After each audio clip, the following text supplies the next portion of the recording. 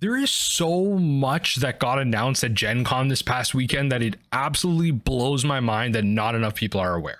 I understand the banned and restricted announcement was on many people's minds, and fairly so, especially viewers of this channel.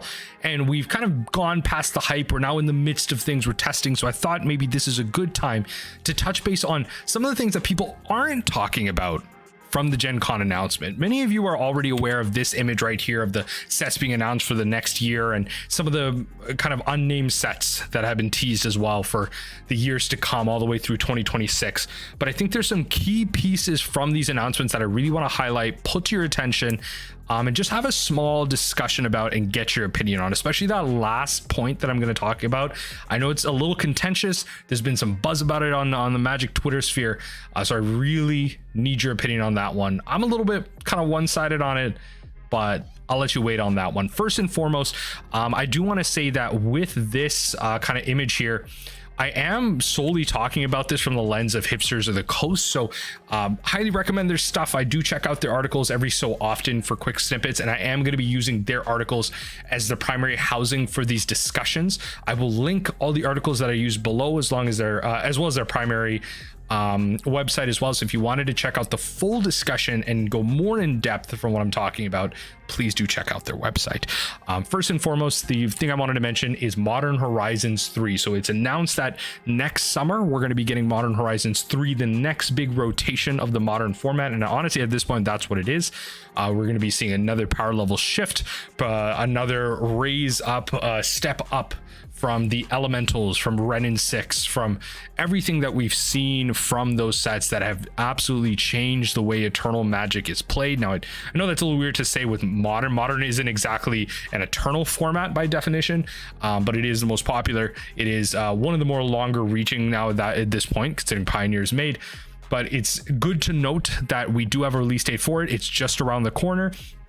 And we do have some art from it spoiled. And one of the things I wanted to point out specifically is that we are potentially getting the Eldrazi back in newer forms, if not their older forms. So we could be seeing reprints of these. We could be seeing upgraded versions, maybe different versions of them from different parts of the storyline that we've already seen. This artwork is just really cool. And again, just highlighting the fact that Modern Horizons 3 is just around the corner. We're going to have Modern rotate.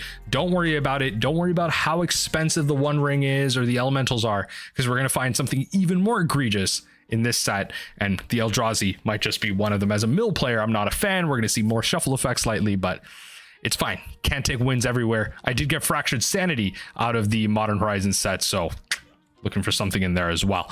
Now, the next thing that I want to talk about is the return of Tarkir. So in 2025, one of the sets that they named Ultimate will be a Return to Tarkir, whether it's called Return to Tarkir or Clans of Tarkir or whatever it might be called. We will be kind of taking, as Mark Rosewater said, a best of both worlds approach to this set, taking the good things out of Khans of Tarkir and some other things out of Dragons of Tarkir, blending them together.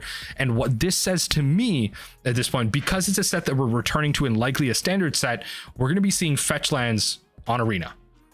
That's what this means to me. Khans of Tarkir was known for reprinting the fetches, one of the marquee sets that brought together multicolored sets back to standard. It was a very powerful set. We had Siege Rhino and other Magic stalwarts join the scene, and I think this is going to be a big moment for Magic Arena, personally. And this is obviously a Pauper and Modern channel, but I think just Fetchlands themselves should ping off alarm bells in your head. Fetchlands are probably the most broken Magic cards ever printed, and that's just the honest fact. That is the undeniable truth.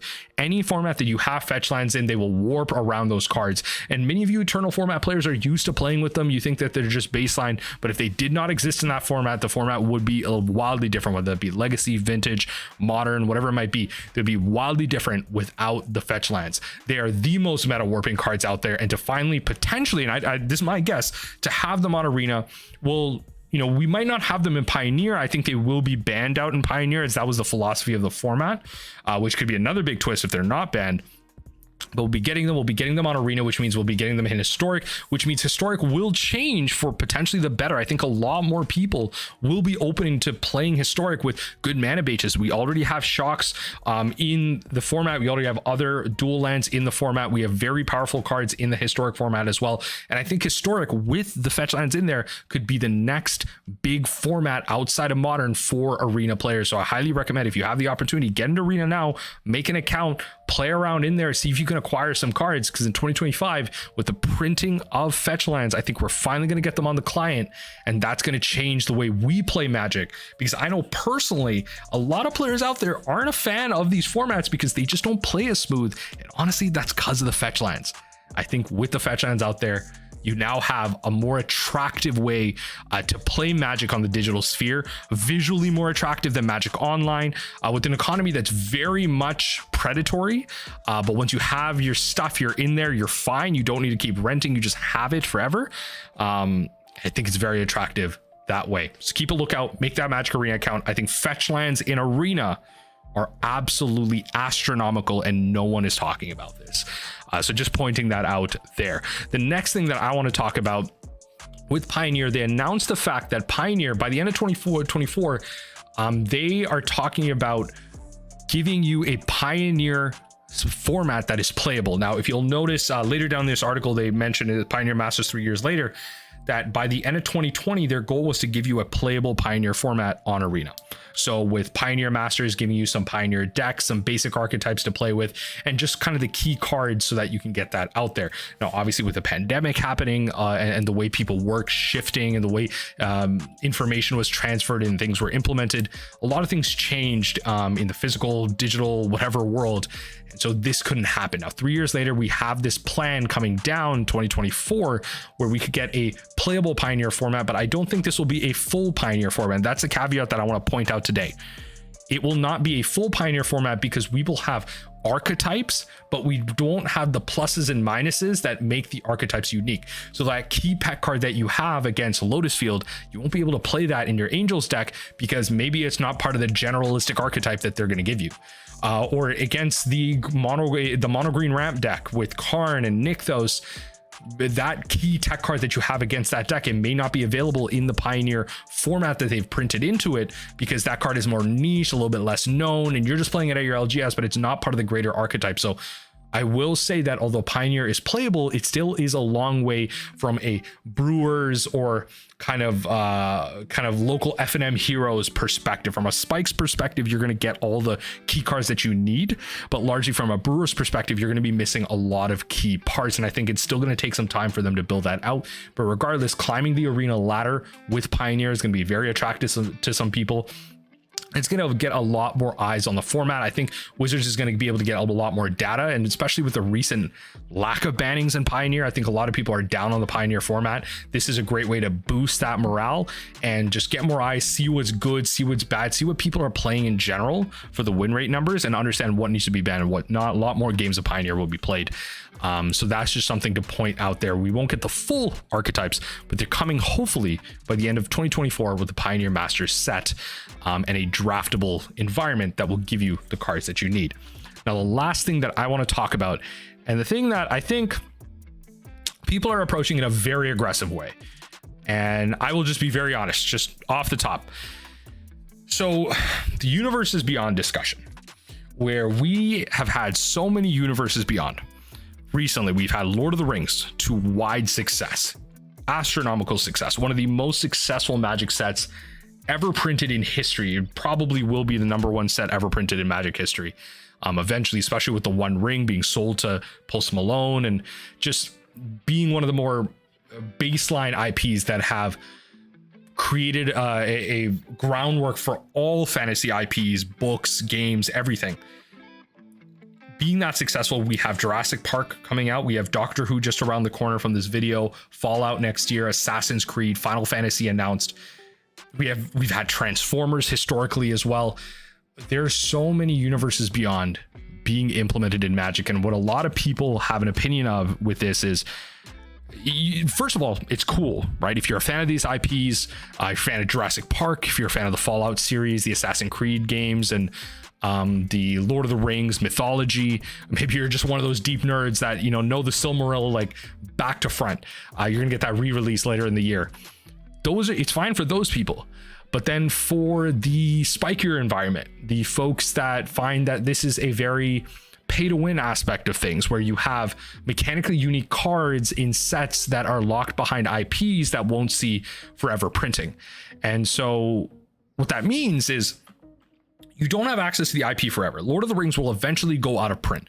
You do not have access to print Lord of the Rings forever from the token estate. And so with this reprint that's coming out later this year of Lord of the Rings set, eventually at some point there will be no printing of the Lord of the Rings cards. They will go up eternally. And the One Ring is such like a unique card, like Samwise Gamgee is such a unique card. How do you reprint these cards? And so you're going to see that in Fallout. You're going to see that in the Ezio cards that are going to come out with the Assassin's Creed decks. You're going to see that in Jurassic Park decks. We're going to get all these mechanically unique cards that changes the way that we play competitive Magic. Whether that these sets come out straight for Commander, oh, they're not touching Standard, Pioneer, or Modern. They're still touching Legacy. They're still touching Vintage.